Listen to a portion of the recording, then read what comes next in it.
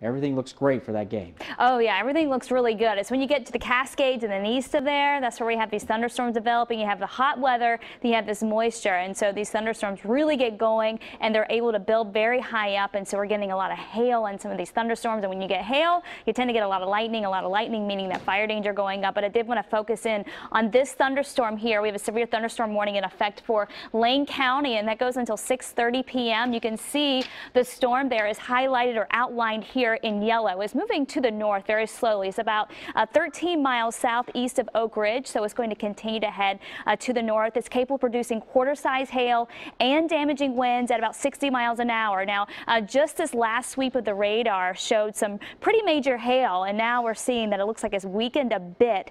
So that likely means that there was some hail that's already dropped out of this thunderstorm. And so definitely, if you're in this area, you want to make sure you do take cover. Sticking pretty close to the mountains is over near the Willamette Pass. So it is in that area that we're seeing this storm again move to the north. So that warning goes until 6:30 for Lane County. Also another strong storm to the south of there, but it is starting to weaken, and then we have a few thunderstorms trying to develop to the north right along the Cascades, staying west of Three Rivers Bend and Redmond, and really sticking closer to the mountains. So that's where the thunderstorms are happening right now. We'll continue to see those develop through the afternoon. I'll continue to track them for you, but as you zoom on out, you can see that things stay fairly quiet once you get outside the high terrain. Up in the Blue Mountains areas, we're seeing a few stray showers developing, but nothing strong or severe like what we're seeing right along the Cascades. And then, of course, west of the Cascades, things are looking A-okay. Now, when you get these thunderstorms, you get the heat and the lightning. Again, fire danger goes up. And so red flag warnings are in effect, not only for today, but all the way until we get into the end of the day, Saturday. So fire danger stays very high with the possibility of more lightning strikes and gusty winds and those thunderstorms that can spread fires. Looking out right now here in the metro area, we continue to be above average, upper 80s right now in the Portland area.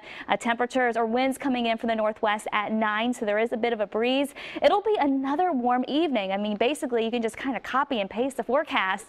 We're looking at the same thing that we saw yesterday with temperatures in the 80s, upper 70s by 9 o'clock, and then cooling off as we head towards the 11 o'clock hour. And we're going to see those temperatures ramp right back up again tomorrow. This heat is really sticking around. This pattern is being very stubborn to budge, and so we're going to continue to stay with the hot weather dominating much of the western half of the country, while the cooler stuff stays to our east and back to our north and west as we tick down the days. Thursday, of course, tomorrow we're still dealing with the heat. Really no big changes there as we go into the weekend. We continue to stay in the same kind of weather pattern, but watch what happens here. The cooler air back to the east going into next week, it starts to retreat a bit to the north, and so that's going to allow some of this heat to relax over us, and that will mean some cooling for us as we go into the early part of next week. Don't expect the 70s anytime soon. We're still going to be talking temperatures topping out at average or above, so in the 80s or higher as we go into next week.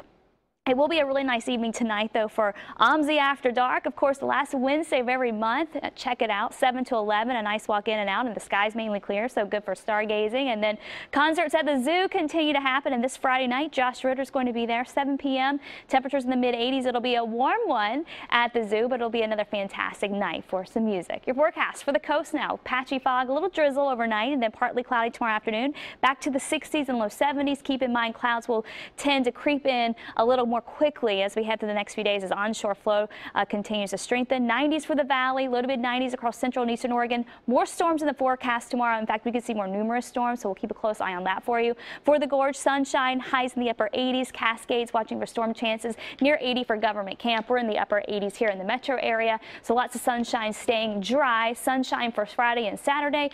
Temperatures will continue to stay very warm, and there's your cool off, Dan. Mid 80s as we head into the early part of next week. Maybe 84 for a high Wednesday. So we're trying to bring the numbers down, but no significant changes. And 84, that's a soccer day. Soccer day, looking yes, good, the All-Star 84. Game. That'd be perfect. That's a great temperature, right? Nice. Thank you.